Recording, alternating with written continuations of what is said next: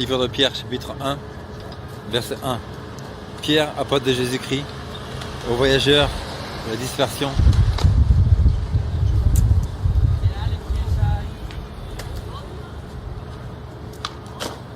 de le Pont, la Galaxie, la Cappadoce, l'Église qui sont élus selon la préscience de Dieu le Père, pour la sanctification de l'Esprit, pour obéir et pour recevoir l'aspersion du sang de Jésus-Christ, que la grâce et la paix vous soient multipliées. Selon la préscience de Dieu le Père,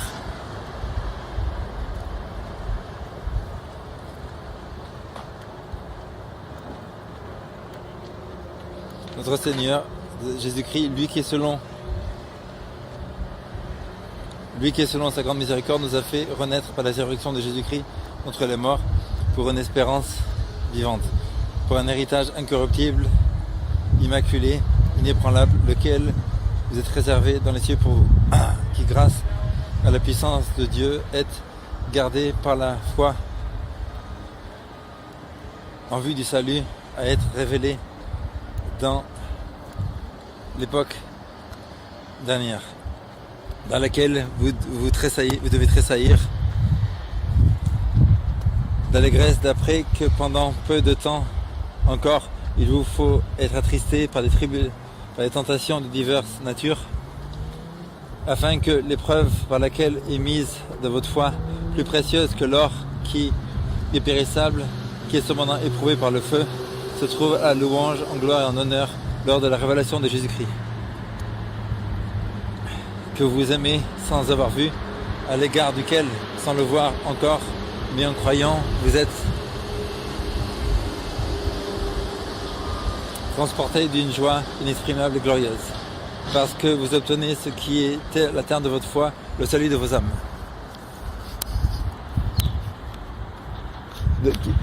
C'est de ce salut que se sont informés et enquis les prophètes, qui ont prophétisé, touchant la grâce qui vous est destinée, recherchant à quel moment ou à quelle circonstance faisait allusion l'Esprit qui est en eux, attester d'avance les souffrances à endurer pour Christ et les gloires qui devaient être suivies. Et leur fut révélé que ce n'est pas pour eux-mêmes, mais pour nous qu'ils étaient chargés de ces choses qui vous sont maintenant annoncées par l'entremise de celui qui vous prêche la bonne nouvelle par l'Esprit Saint envoyé du ciel, dans lesquels les anges désirent prolonger leur regard. C'est pourquoi, ayant ceint les reins de votre pensée, en étant sobre, fondez pleinement votre espérance sur la grâce qui doit être apportée lors de la révélation de Jésus-Christ, comme des enfants obéissants, loin de vous conformer aux convoitises auxquelles, dans votre ignorance, vous étiez auparavant livrés. Devenez au contraire selon ce que lui qui vous a appelé est saint, saint aussi dans toute espèce de genre de vie. En effet,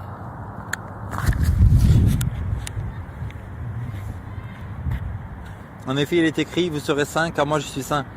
Et si vous invoquez comme Père celui qui, sans exception de personne, juge selon l'œuvre de chacun, que portez-vous avec crainte pendant le temps de votre voyage, sachant que ce n'est pas par des choses corruptibles, à prix d'argent et d'or, que vous êtes rachetés de la vaine conduite que vous avez héritée de vos pères, et par le sang précieux de Christ comme un agneau irréprochable et sans tache, déjà prédestiné avant la fondation du monde, et manifesté dans le dernier temps à cause de vous.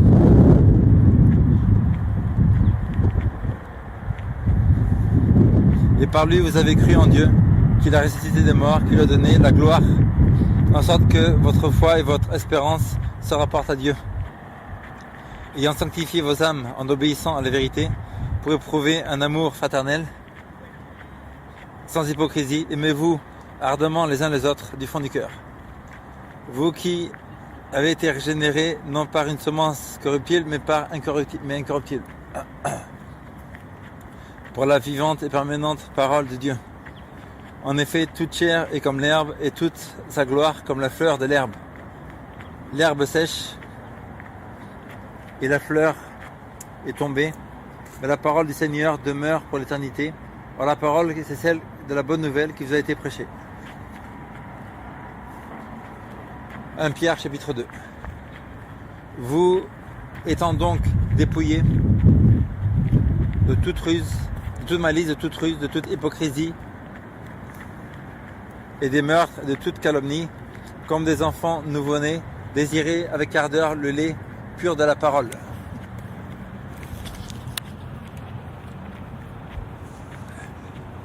Afin que par son moyen vous croissiez pour le salut, vous qui avez goûté que le Seigneur est bon. C'est en vous approchant de lui la pierre vivante que les hommes ont, il est vrai, rejeté, mais qui est devant Dieu choisi et honoré. Vous que vous-même aussi, comme des pierres vivantes, vous avez édifié une maison spirituelle pour former une prêtrise sainte afin d'offrir des sacrifices spirituels agréables à Dieu par Jésus-Christ.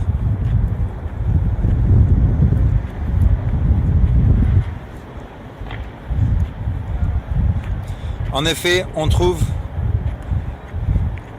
dans l'Écriture, voici la plaçation, une pierre choisie, angulaire, honorée. Celui qui croit en elle n'aura certainement pas à rougir. C'est donc à vous qui croyez qu'appartienne l'honneur, tandis que pour les incrédules, la pierre qui les constructeurs ont rejetée et celle qui est devenue le sommet de l'angle est une pierre d'achoppement et un jeu roc de scandale. Eux qui, par leur crédulité, heurtent contre la pierre, sans quoi aussi ils ont été destinés. Tandis que vous êtes une race élue, une prêtrise royale, une nation sainte, un peuple acquis, afin que vous proclamiez les vertus de celui qui des ténèbres vous a appelé à Sion, son admirable lumière. Vous qui autrefois étiez pas un peuple, mais qui êtes maintenant le peuple de Dieu, vous auxquels il n'avait pas été fait miséricorde, mais qui maintenant a été fait miséricorde. Bien-aimés, je vous exhorte comme des étrangers et des voyageurs à vous préserver des convoitises charnelles qui font la guerre à l'âme. Votre bonne conduite parmi les gentils, afin que sur les points que vous accusent calomnieusement de faire le mal, ils glorifient Dieu au jour de la visitation, à cause des bonnes œuvres et en y regardant de plus près. Soyez soumis à toute institution humaine à cause du Seigneur, soit au roi, comme au souverain, soit au gouverneur, comme à ceux qui sont destinés par lui pour châtier les malfaiteurs et pour approuver les gens de bien. Car c'est ici la volonté de Dieu qu'en faisant bien, vous fermiez la bouche à l'ignorance des hommes dépourvus de sens. C'est comme étant libre et pas comme faisant de votre liberté un manteau pour votre malice, mais comme esclave de Dieu, vous qui devez honorer tous les hommes, aimer les frères, craindre Dieu, honorer le roi. Que vous devez honorer tous les hommes, aimer les frères, craindre Dieu, honorer le roi. Serviteurs, soyez soumis en toute crainte à vos maîtres, non seulement à ceux qui sont bons et indulgents, mais encore à ceux difficiles de humeur. Car c'est une grâce d'entendre des afflictions par motif de conscience envers Dieu, en souffrant injustement. Quelle gloire, en effet, vous reviendrait-il de supporter patiemment des coups qui vous attirent vos péchés? Mais si vous supportez patiemment les souffrances qui vous attirent vos bonnes actions, ceci est une grâce devant Dieu. Car si c'est à ce que vous avez été appelés, puisque Christ aussi a souffert pour vous, vous laissant un modèle afin que vous suiviez cette race. Lui qui n'a point commis de péché, dans la bouche duquel il ne s'est point trouvé de fraude. Lui qui insultait ne rendait pas d'insulte. Lui qui maltraiterait ne menaçait pas, mais s'en remettait à celui qui juge avec justice. Lui qui a porté lui-même vos péchés en son corps sous le bois, afin qu'ayant rompu avec les péchés, nous vivions pour la justice. Lui, par les meurtrissures duquel vous avez été guéris. Vous erriez comme des brebis, mais maintenant vous vous êtes retournés vers le pasteur et le gardien de vos âmes. 1 Pierre chapitre 3. Femmes, soyez soumises à vos maris, afin que si quelqu'un d'entre eux soit rebelle à la parole, il soit gagné par les paroles de la conduite de leur femme. lorsqu'ils auront vu de plus près votre chaste et scrupuleuse conduite. Vous, donc, la préoccupation doit être non la parure extérieure qui consiste à tresser les cheveux, doit se couvrir d'or ou revêtir de beaux vêtements, mais l'homme caché dans le cœur avec des dispositions incorruptibles et l'esprit duquel et vous est un grand prix devant Dieu. Car c'est aussi de la sorte que jadis les saintes femmes qui espéraient en Dieu se paraient elles-mêmes en restant soumises à leur propre mari. Comme Sarah fut obéissante à Abraham, qu'elle appelait mon Seigneur, c'est d'elle que vous êtes devenus les enfants en faisant bien et ne vous laissant pas effrayer par la moindre intimidation. Mais dans ce même comportement, vous, avec discernement envers le sexe féminin, comme envers une créature plus faible, en lui rendant honneur comme ce qui est aussi héritier avec vous de la grâce et de la vie, afin de n'être pas entravé dans vos prières. Enfin, soyez tous animés de même pensée et de même sentiment, soyez remplis d'amour fraternel, de tendresse, d'humilité, ne rendant pas le mal pour le mal ou insulte pour insulte, mais au contraire bénissant. Car c'est à cela que vous avez été appelés, afin d'hériter la bénédiction. En effet, que celui qui veut aimer la vie et voit des jours favorables empêche sa langue de dire du mal et ses lèvres pour faire la faute. Mais qu'il s'éloigne du mal et fasse le bien, qu'il recherche la paix et la poursuive. Car les yeux du Seigneur sont ouverts sur les justes et ses oreilles à leurs prières. Mais la face du Seigneur est contre ceux qui font de mauvaises choses.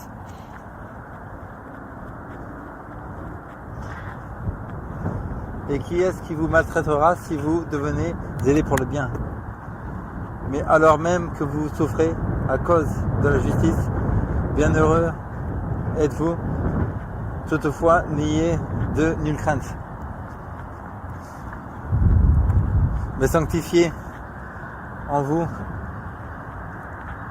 en vos cœurs, Christ le Seigneur, étant toujours prêt à rendre compte à quiconque vous demande raison de l'espérance qui est en vous, toutefois avec douceur et crainte.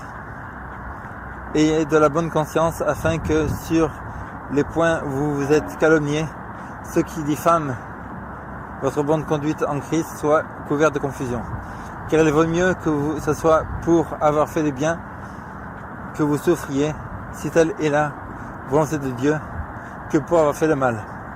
En effet, Christ a aussi souffert pour les péchés une fois pour toutes, le juste pour les injustes, afin de vous donner accès, ayant été, il est vrai, mis à mort quant à la chair, mais ayant été vivifié quant à l'esprit, par lequel aussi il est allé prêcher aux esprits qui sont en prison, lesquels s'étaient rebellés autrefois, quand la patience de Dieu temporisait lors de l'époque de Noé, pendant que se constituait l'arche, dans laquelle un petit nombre de personnes, c'est-à-dire 8, se sauvèrent au travers de l'eau.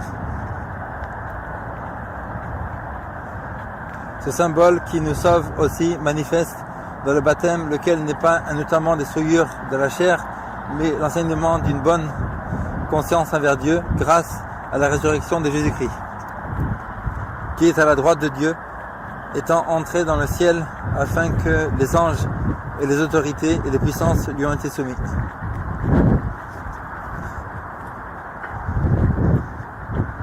Un Pierre chapitre 4. Christ ayant donc souffert quant à la chair, armez-vous aussi des mêmes dispositions. Celui qui a souffert quant à la chair a été délivré quant au péché. En sorte que ce n'est plus par les convoitises humaines, mais c'est la volonté de Dieu qui doit régler le temps qui lui reste à vivre dans la chair. C'est assez en effet d'avoir pendant le temps passé accompli la volonté des gentils, en vivant de la débauche, les convoitises, l'ivrognerie, les excès, les orgies, les idolâtries criminelles. Aussi sont-ils étonnés de ce que vous ne vous précipitiez pas avec eux dans le même débordement de dissolution ils vous calomnient, eux qui rendent compte à celui qui va juger les vivants et les morts. Si la bonne nouvelle a été annoncée aussi aux morts, afin que d'un côté ils fussent jugés comme des hommes quant à la chair, et de l'autre côté ils vécussent comme Dieu quant à l'esprit. Or la fin de toute chose approche. Soyez donc sages et sobres pour vaquer aux prières,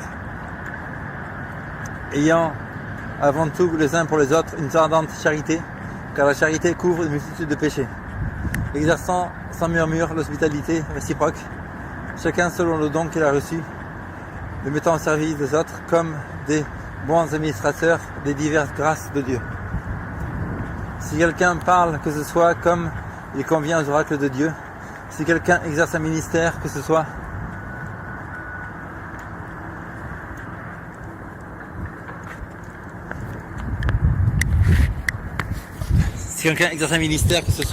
comme il convient aux oracles de Dieu. Si quelqu'un dispense en toute chose, soit glorifié par Jésus-Christ, auquel appartiennent la gloire et le pouvoir au siècle des siècles. Bien-aimés, ne vous étonnez pas du feu allumé au milieu de vous, pour vous induire en tentation, comme s'il vous avenait quelque chose d'étrange.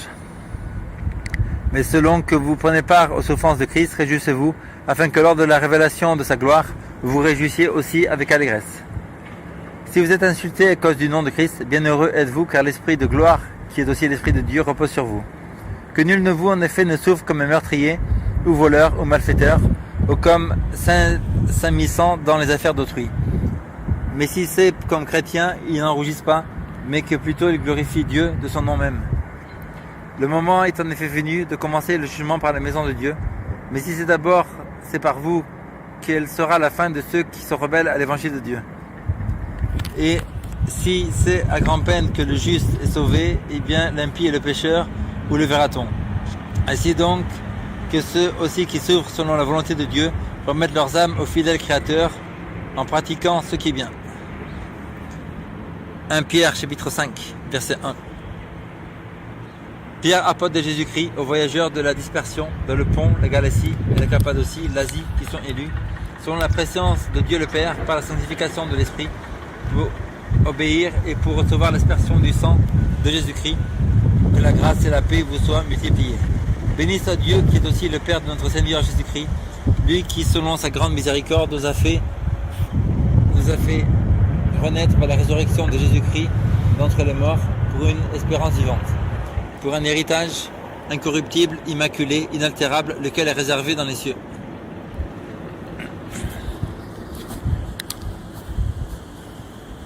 Pour vous, qui grâce à sa puissance de Dieu êtes gardés par la foi en vue du salut prêt à être révélé dans l'époque dernière, dans laquelle vous devez tressaillir d'allégresse après avoir été pendant peu de temps encore, s'il le faut, attristés par des tentations de diverses natures, afin que l'épreuve à laquelle est mise votre foi, plus précieuse que l'or qui est périssable, qu'il est cependant éprouvé par le feu, se tourne en louange, en gloire et en honneur lors de la révélation de Jésus-Christ. Vous qui aimez sans l'avoir vu, à l'égard duquel, sans le voir encore, mais en croyant, vous êtes transportés d'une joie inexprimable et glorieuse. Parce que vous obtenez ce qui est le terme de la foi, le salut des âmes. C'est de ce salut que se sont informés et en qui les prophètes qui ont prophétisé touchant la grâce qui vous était destinée, recherchant à quel moment ou à quelle circonstance faisait allusion l'Esprit qui en eux attestait d'avance les souffrances à endurer pour Christ et les gloires dont elles seraient suivies. Il leur fut révélé que ce n'était pas pour eux-mêmes, mais pour vous, qu'ils étaient chargés des choses qui vous sont maintenant annoncées par l'entremise de ceux qui vous ont prêché la bonne nouvelle, par l'Esprit Saint, envoyé du ciel, et dans lesquels les anges désirent plonger leur regard. C'est pourquoi ayez sains les reins de votre pensée, étant sobre, fondez pleinement votre espérance sur la grâce qui doit être apportée lors de la révélation de Jésus-Christ, comme des enfants obéissants, loin de vous conformer aux convoitises auxquelles, dans votre ignorance, vous êtes auparavant livrés. Devenez au contraire selon celui qui vous a appelé et saint aussi dans toute espèce de genre de vie. En effet, il est écrit, vous serez saints car moi je suis saint. Et si vous invoquez comme Père celui qui, sans exception de personne, juge selon l'œuvre de chacun, comportez-vous avec crainte pendant le temps de votre voyage. sachant que ce n'est pas avec des choses corruptibles à prix d'argent ou d'or que vous avez été rachetés de la vaine conduite que vous avez héritée de vos pères, mais par le sang précieux de Christ, comme agneau irréprochable et sans tache, déjà prédestiné avant la fondation du monde, mais manifesté dans les derniers temps à cause de vous, qui, par lui, ayez cru en Dieu, la ressuscité des morts, et qui lui a donné la gloire en sorte que votre foi et votre espérance se rapportent à Dieu, ayant sanctifié vos âmes en obéissant à la vérité pour éprouver un amour fraternel sans hypocrisie. Aimez-vous ardemment les uns les autres du fond du cœur. Vous qui avez été régénérés non pas une semence corruptible, mais incorruptible, par la vivante et permanente parole de Dieu. En effet, toute chair est comme l'herbe, et toute sa gloire comme la fleur de l'herbe. L'herbe s'est séchée et la fleur est tombée, mais la parole du Seigneur demeure pour l'éternité. Or cette parole, c'est celle qui, de la bonne nouvelle, vous a été prêchée.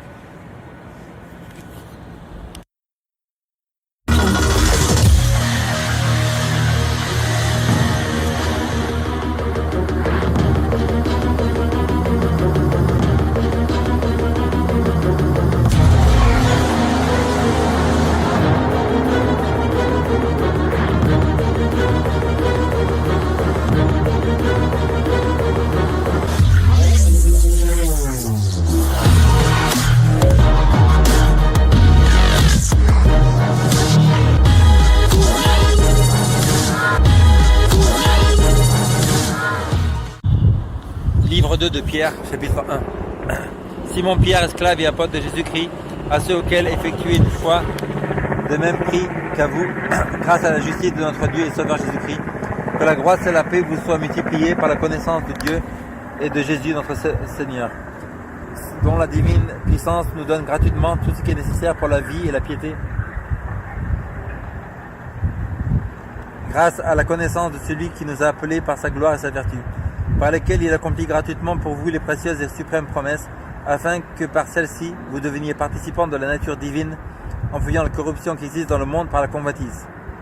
Aussi, c'est précisément pour cela que vous devez, en y mettant tout votre zèle, ajouter à votre foi la vertu, à la vertu la science, à la science la tempérance, la connaissance, constance, à la constance la piété, à la piété l'amour fraternel, à l'amour fraternel la charité.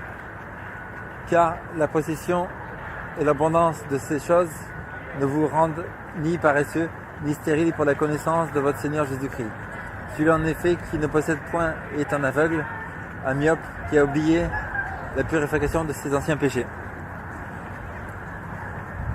C'est pourquoi, frères, faites d'autant plus d'efforts pour consolider votre vocation et votre élection, car en agissant ainsi, vous ne broncherez certainement jamais. C'est ainsi, en effet, que vous sera richement accordé l'entrée dans le royaume éternel de votre Seigneur Sauveur Jésus-Christ. C'est pourquoi je devais toujours vous remémorer ces genres, cause que vous les connaissiez, que vous soyez affermis de la vérité présente, actuelle. Mais je crois mon devoir de ce que je suis tenté que vous tenir en éveil et par le ressouvenir. Sachant que pour moi, le dépouillement de cette tente doit être subi selon que notre Seigneur Jésus-Christ me l'a aussi fait savoir. Mais je ferai encore mes efforts pour qu'en tout temps, vous puissiez, après mon départ, vous ressouvenir de ces choses. Car ce n'est pas en suivant des faibles ingénieusement conçus que vous nous avions fait connaître la puissance et l'avènement de notre Seigneur Jésus-Christ, mais c'est pour vous avoir été témoin oculaire de sa majesté. Car lorsqu'il reçut de Dieu le Père l'honneur et la gloire, une voix lui fut adressée en ces termes par la gloire suprême: mon fils bien-aimé, c'est celui-ci en qui j'ai pris plaisir. Et nous l'avons entendu venant du ciel quand nous étions avec lui sur la Sainte Montagne.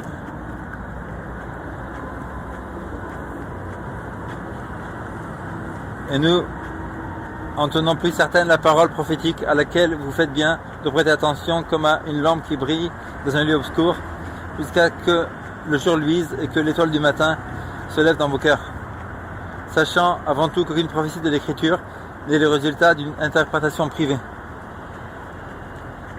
Ce n'est pas par la volonté d'un homme qu'une prophétie a jamais été sortie, mais c'est poussé par l'Esprit Saint que des hommes ont parlé de la part de Dieu. 2 Pierre chapitre 2. Sans doute, il y a eu aussi des faux prophètes parmi le peuple, de même que parmi vous aussi il y aura des faux docteurs qui introduiront des hérésies pernicieuses et qui rejettent le maître qui les a rachetés. Attireront sur eux-mêmes une subite perdition. Et leurs débauches trouveront de nombreux sectateurs à cause desquels la voix de la vérité sera calomniée.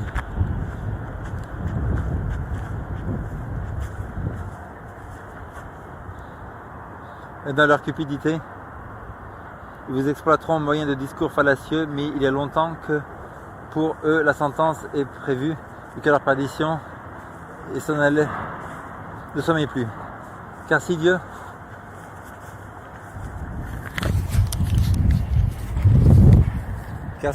n'a pas épargné les anges qui ont péché, mais il les a plongés dans des fosses obscures de l'enfer et ils sont gardés pour le jugement.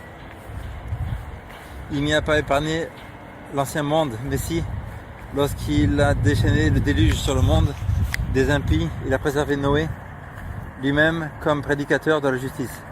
Et s'il a condamné en les réduisant en cendres les villes de Sodome et Gomorrhe, dont il a fait les impies une préfiguration de l'avenir. Il a protégé le juste Lot, victime de la conduite débordée des hommes pervers, car ce juste qui habitait parmi eux avait journalement son âme juste mise à la torture par des œuvres criminelles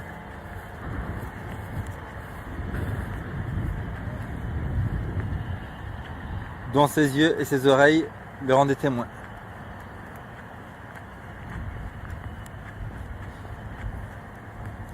Le Seigneur s'est délivré de la tentation, ceux qui sont pieux, et réservé les injustes pour être punis au jour du jugement.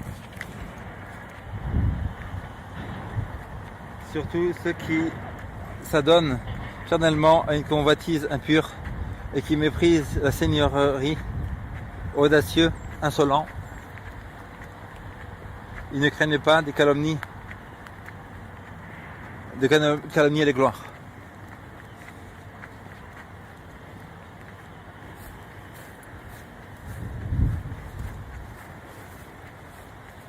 Tandis que les anges qui sont plus grands en force et en puissance ne portent pas contre elles devant le Seigneur un jugement calomnieux.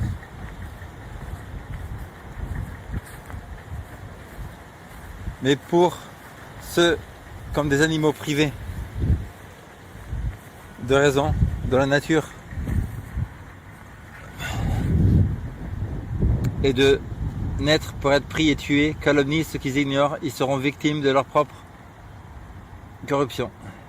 En recevant la rétribution due à l'injustice, eux qui mettent leur plaisir dans toutes les délices du jour, hommes et tarés et flétris qui se livrent aux excès dans leur agapé en faisant en bonne chère avec vous, qui ont les yeux fermés sur la femme adultère et insatiables du péché, qui prennent par leur amorce les âmes et alfermis, qui ont un cœur exercé à la cupidité, enfants de malédiction. Après avoir abandonné le chemin, ils se sont égarés, ayant suivi le chemin de Balaam, fils de Béor, ils ont préféré la rétribution due à l'injustice. Mais reçu une leçon pour sa propre prévarication, une bête de somme muette s'étant exprimée par la voix au milieu des hommes, s'opposa à la démence du prophète. Ces gens-là sont des sources sans eau, des nuées chassées par un tourbillon. C'est à eux qu'est réservée l'obscurité des ténèbres, car en proférant d'orgueilleux discours pleins d'inamitié, ils prennent à l'annonce de la débauche au sein des convoitises de la chair les hommes qui viennent à peine d'échapper et qui vivent dans l'égarement.